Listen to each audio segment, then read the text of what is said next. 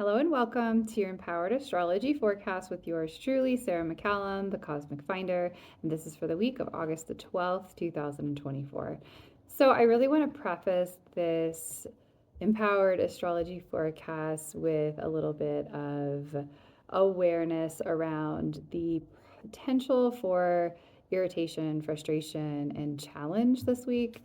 And know that you are doing yourself a service by tuning in and having the awareness, right? The awareness makes all the difference because you can move through these shifts and changes with that ability to practice the pause and to notice and connect the dots around perhaps why these things are happening in the way that they are unfolding.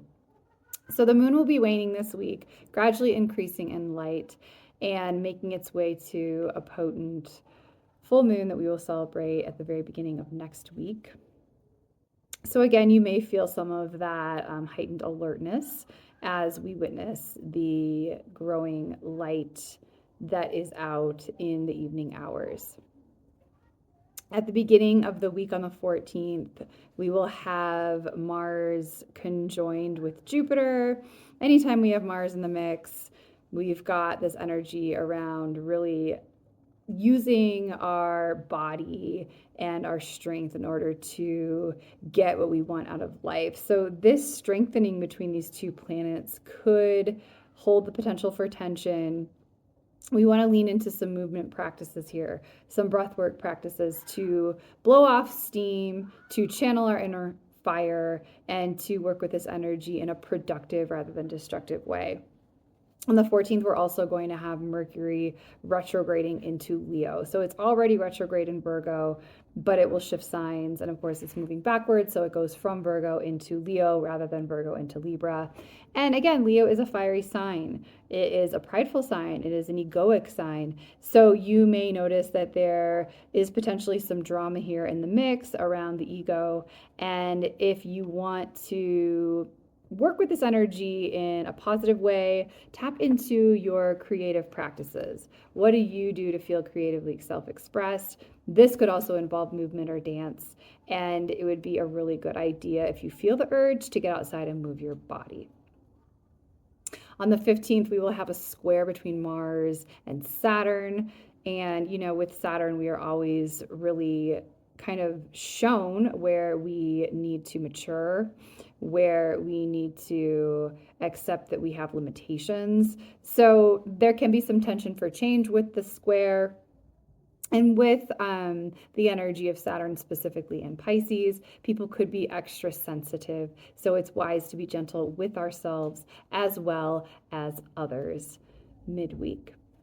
On the 18th, we are going to have a square between Mercury and Uranus, as well as a square between Venus and Jupiter. Okay, so this is the third square of the week, and squares do represent tension for change. So there is inherently going to be some tension that arises for all of us this week. The key here is to lean into the, moving through the tension rather than I don't want to look at it, I don't want to face it, I don't want to deal with it. Mercury square Uranus, we want to be really mindful of how we are communicating with others, think before we speak. Notice that there could be some sudden abrupt shifts and that is just the nature of Uranus. It is waking us up to the truth of things.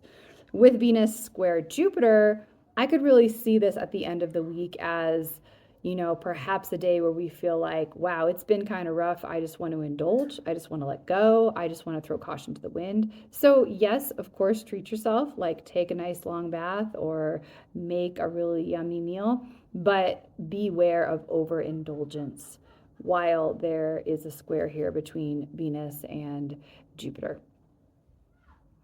All right.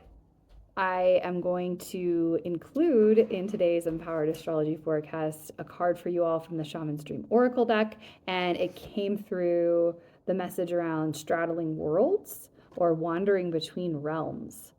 And really, this message is so important for this week because we are witnessing that we're always between the form and the formless. We're always between realms, and we are really like the master and the creator of our own reality, of our own world. And it is wise to recognize how much power we have in that to create something innovative, to create something sustainable, and to bear witness to all that is unfolding while also coming back home to ourself, to the present moment, and to the seat of the soul there in the heart.